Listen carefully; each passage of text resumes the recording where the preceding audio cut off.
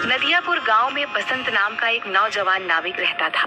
नदियापुर गांव की सीमा में आने जाने के लिए लोगों को नाव का ही सहारा लेना पड़ता था। बसंत एक सीधा साधा नाविक था।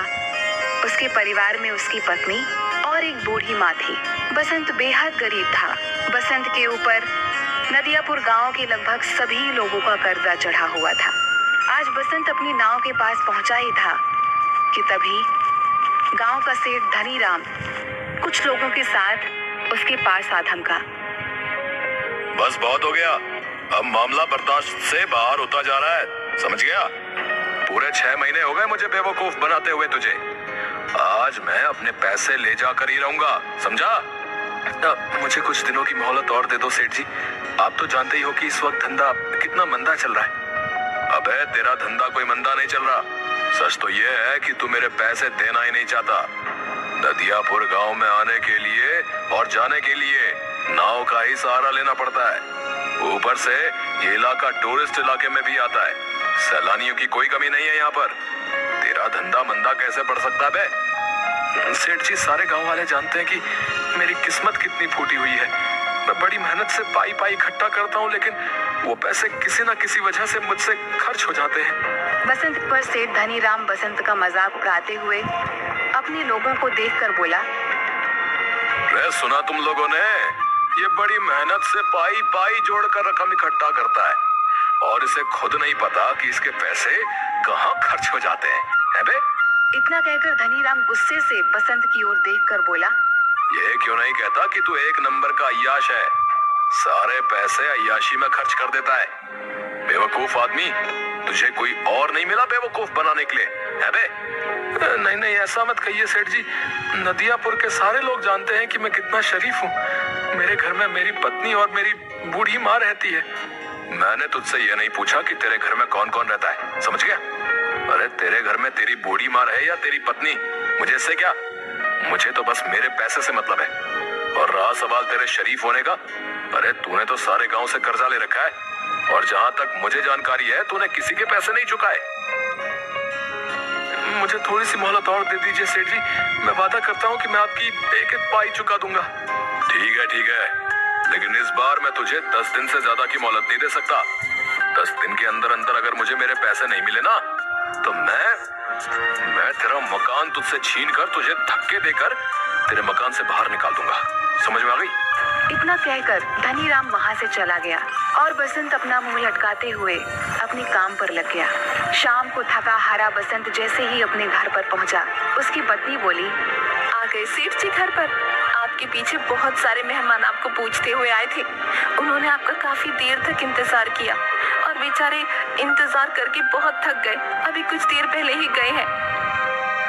झुमकी, मैं जानता हूँ कि तुम किनकी बात कर रही हो। जब तुम सारी बातें जानते ही हो तो फिर उन सबके कर्जे क्यों नहीं चुका देते? तुम अच्छी तरह से जानती हो झुमकी, पिछले कुछ सालों से मेरे साथ क्या हो रहा है। मैं जब भी कुछ पैसे जमा करता हूँ वो किसी न किसी तरह से खर्च हो जाते हैं। पिछली बार माँ का पैर टूट गया था, उसके इलाज में कितने पैसे खर्च हो गए। उसके बाद चोट लगने से तुम्हारी पसली फ्रैक्चर हो गई थी, उसके इलाज पर कितने पैसे खर्च हो गए। मैं तुम्हारी बातों को समझती हूँ, लेकिन गांव वाले इस बात को नहीं समझते। उन्हें तो बस अपने पैसों से मतलब है और आखिरकार वो तुमसे कब तक पैसे नहीं मांगेंगे। गांव का मुखिया धमकी देकर गया है, अगर तुमने गांव वालों के पैसे नहीं दिए तो वो तुम्हारी नाव छीन लेगा। और सेठ धनीराम मुझे धमकी देकर गया है कि अगर 10 दिन के अंदर मैंने उसके पैसे नहीं दिए तो वो मुझसे मेरा मकान छीन लेगा। मेरी समझ में नहीं आता कि अब मैं क्या करूं। मेरी समझ में नहीं आता, गांव में जितने भी नाविक हैं उन सब की ऐश की चांदी कर रही है। उन सब के मकान देखे हैं तुमने? ऐसा लगता है जैसे कि वो कोई नाव नहीं बल्कि कोई कंपनी चलाते हो। तुम सारा दिन नदी के किनारे क्या करते रहते हो? कितनी बार कह चुका हूँ झुमकी, टूरिस्ट मेरी नाव में नहीं आते। ये क्यों नहीं कहते कि तुम्हारी नाव में गांव के भूखे नंगे लोग ही आकर बैठते हैं? उनसे तुम्हें कितनी आमदनी होती होगी। तुम अपनी नाव में नदियापुर घूमने आए सैलानियों को क्यों नहीं बिठाते? जितने भी नाविक हैं वो झूठ बोलकर टूरिस्ट को अपनी नाव में बैठाकर सिर्फ उन्हें चूना लगाते हैं और मुझे झूठ बोलना नहीं आता। नहीं चाहिए मुझे हराम की कमाई। अरे सच्चाई के देवता, ये धंधा है। ये क्यों नहीं कहते कि तुम्हें धंधा करना ही नहीं आता? जिसे तुम धंधा कह रही हो मैं उसे अच्छा नहीं समझता। मेरी तो किस्मत ही फूटी हुई है कि मुझे तुम्हारे जैसा पति, बेवकूफ पति मिला। अगर ऐसे ही हाल रहा ना तो वो दिन दूर नहीं कि जिस दिन तुम्हारी नाव भी तुमसे छीन ली जाएगी। उसके बाद मुझे और माँ जी को इस घर से धक्के देकर बाहर निकाल दिया जाएगा। उसके बाद अपने सच्चाई के प्रवचन बाहर बैठकर देते रहना। इतना कहकर झुमकी गुस्से से वहां से चली गई।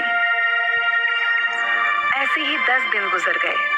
10वें दिन बसंत नदी के किनारे उदास बैठा हुआ गहरी सोच में डूबा हुआ था कि तभी वहां पर धनीराम फिर से आ पहुंचा। याद है ना बसंत, आज तेरा आखिरी दिन है। अब इससे ज्यादा मैं तुझे और मोहलत नहीं दे सकता भाई। शाम को मैं तेरे घर पर आऊंगा वसूली करने के लिए। मेरे पैसे तैयार रखना, नहीं तो अपना बोरिया बिस्तर समेटकर चुपचाप चले जाना। इतना कहकर धनीराम वहां से चला गया।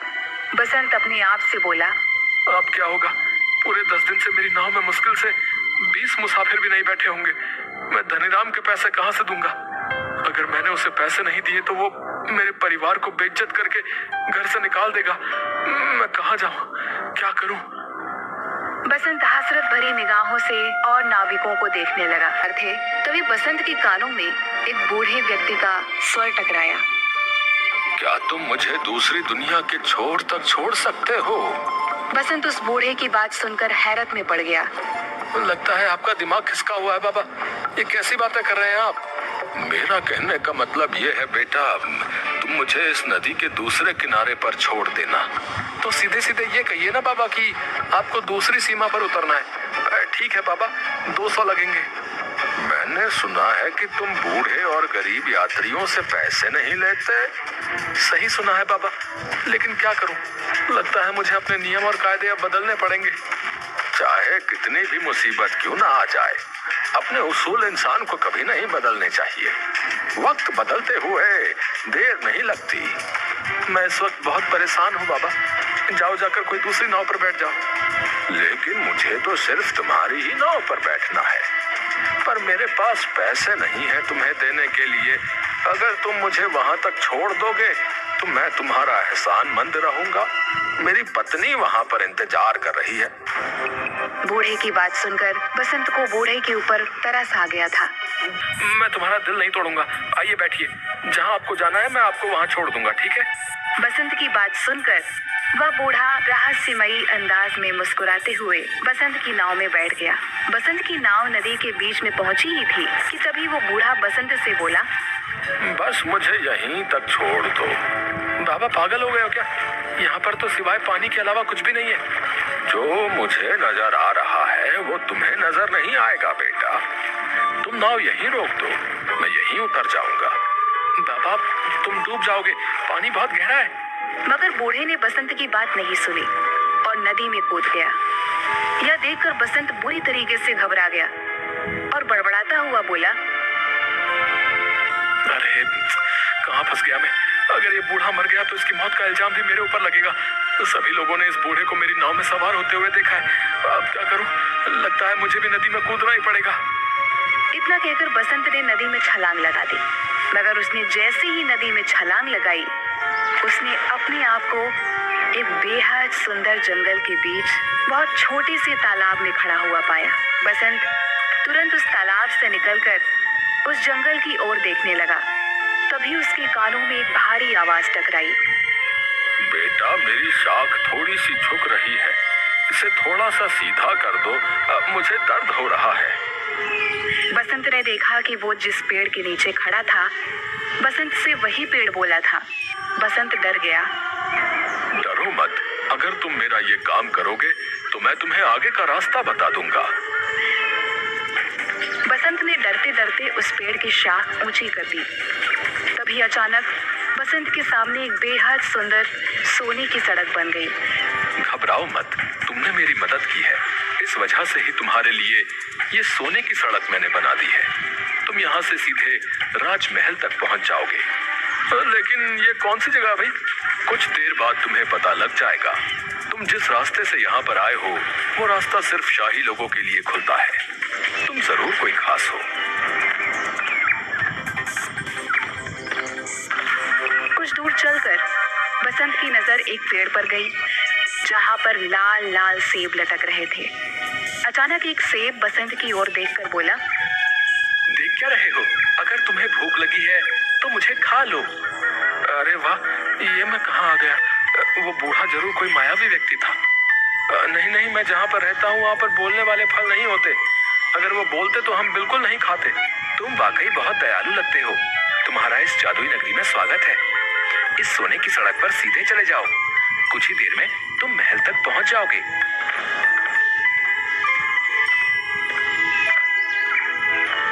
कुछ ही देर में बसंत एक आलीशान महल के सामने पहुंच गया। तभी उसके कंधे पर पीछे से किसी ने हाथ रखा। बसंत ने देखा तो सामने वही बूढ़ा खड़ा उसे देखकर मुस्कुरा रहा था। कौन हो तुम और ये कौन सी जगह है? अचानक वह बूढ़ा एक बेहद सुंदर राजकुमार में तब्दील हो गया। ये सारा का सारा राज्य मेरा है। तुम पृथ्वी पर नहीं बल्कि दूसरी एक जादुई दुनिया में हो। दूसरी दुनिया में? मैं कुछ समझा नहीं। दरअसल नदियापुर गांव की नदी के बीच एक दूसरी जादुई दुनिया का द्वार खुलता है। ये एक जादू की दुनिया है। तुम्हारा महल तो बिल्कुल सोने का मालूम होता है। यहाँ के दरवाजे, यहाँ तक कि सैनिक भी सोने के ही मालूम होते हैं। सोने के मालूम नहीं होते, ये सोने के ही हैं। मैं तुम्हें बहुत दिनों से नाव में बैठा हुआ उदास देख रहा था। मैं जानता हूँ कि तुम बहुत अच्छे स्वभाव के हो और तुम्हारी दुनिया में अच्छे व्यक्तियों के साथ अच्छा बर्ताव नहीं होता, जबकि हमारी दुनिया में ऐसा बिल्कुल नहीं होता। इसलिए मुझे लगा तुम्हारी मदद करनी चाहिए। इतना कहकर वो राजकुमार बसंत को महल के अंदर की ओर ले गया, जहां पर सोने के सिक्कों की ढेर लगे हुए थे। ये सारे सोने के सिक्के तुम्हारे हैं। तुम्हारी जितनी मर्जी हो यहाँ से ले जा सकते हो और तुम जब चाहो यहाँ पर आ सकते हो। मगर याद रखना, तुम्हें इस बात को हमेशा रहस्य ही रखना होगा। यहाँ तक कि तुम्हें अपनी पत्नी और माँ को भी इस बारे में कभी नहीं बताना। जिस दिन तुम इस राज को छुपाने में नाकामयाब हो जाओगे, तुम्हारे लिए इस दुनिया के द्वार बंद हो जाएंगे, क्योंकि ये यहाँ का नियम है। बसंत ने एक थैले में सैकड़ों सिक्के भर लिए। वो राजकुमार उसे उसी जादुई पेड़ के पास मौजूद उस छोटे से तालाब पर ले आया। तुम इस तालाब में कूद जाओ, तुम अपनी नाव में दोबारा वापस पहुंच जाओगे। बसंत जैसे ही उस तालाब के अंदर कूदा, उसने दोबारा खुद को नदी के बीच में पाया। बसंत उसी दिन वो सारा सोना शहर में बेच आया और उसने गांव में सबके कर्जे चुका दिए। देखते ही देखते बसंत नदियापुर का सबसे बड़ा सेठ बन गया। एक दिन बसंत की पत्नी ने बसंत से कहा, तुमने आज तक नहीं बताया जी कि आखिरकार तुम इतने ढेर सारे पैसे लेकर कहाँ से आए और तुम कुछ दिनों के लिए अचानक कहाँ लापता हो जाते हो? मैंने तुमसे कितनी बार कहा है झुमकी कि मैं इस बारे में नहीं बता सकता। इतना तो मैं जानती हूँ कि तुम कोई गलत काम नहीं कर सकते। अगर तुम नहीं बताना चाहते तो शायद इसमें ही हम सबकी भलाई होगी। बसंत की अमीरी देखकर धनी राम अंदर ही अंदर जलने लगा।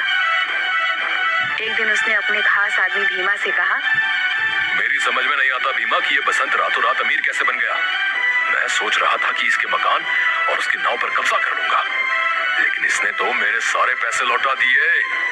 सिर्फ आपके ही नहीं सेठ, उसने सारे गांव वालों के पैसे लौटा दिए। आज गांव में सबसे आलीशान हवेली उसकी बनी हुई है, और तो और नदियापुर में सारी नाव का मालिक बसंत ही है। हाँ मुझे पता है, और वो टूरिस्ट से बहुत कम पैसे लेता है, और गांव के लोगों को तो वो मुफ्त में ही नाव में बैठाने का काम करता है। मेरा धंधा भी चौपट हो गया। दाल में जरूर कुछ ना कुछ काला है। जाओ जाकर पता करो कि आखिर माजरा क्या है। जाओ। मैंने पता कर लिया है। क्या मतलब? कुछ दिनों पहले मैं उसका चुपके से पीछा कर रहा था। अचानक मैंने देखा कि वो बीच नदी में कूद गया और कुछ ही घंटों के बाद वो वापस आ गया। उसके हाथ में एक थैला था जो सोने से चमक रहा था। बेवकूफ आदमी, ये बात तूने मुझे पहले क्यों नहीं बताई? इसका मतलब कि नदी के बीचों बीच जरूर कोई सोने की सुरंग है जो उसके हाथ लग गई है। मुझे अभी ले चलो वहां पर।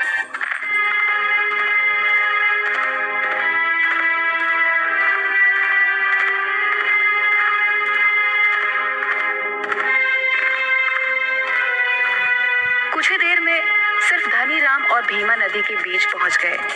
क्या तुम्हें यकीन है भीमा की बसंत यहीं कूदा था? जी, मैंने उसे ठीक इसी जगह छलांग लगाते हुए देखा था। तो फिर देर किस बात की है भीमा? चलो अब हम दोनों साथ साथ कूदकर उस सोने की सुरंग में पहुंच जाते हैं और सारा का सारा सोना आज ही निकाल लेते हैं। आपने तो मेरे मुंह की बात छीन ली। इतना कहकर वह दोनों नदी में कूद गए। अचानक बहुत तेज एक पानी की लहर आई। भीमा और धनीराम डूबकर मर गए। बसंत ने आज तक उस रहस्यमयी कहानी के बारे में किसी को नहीं बताया था।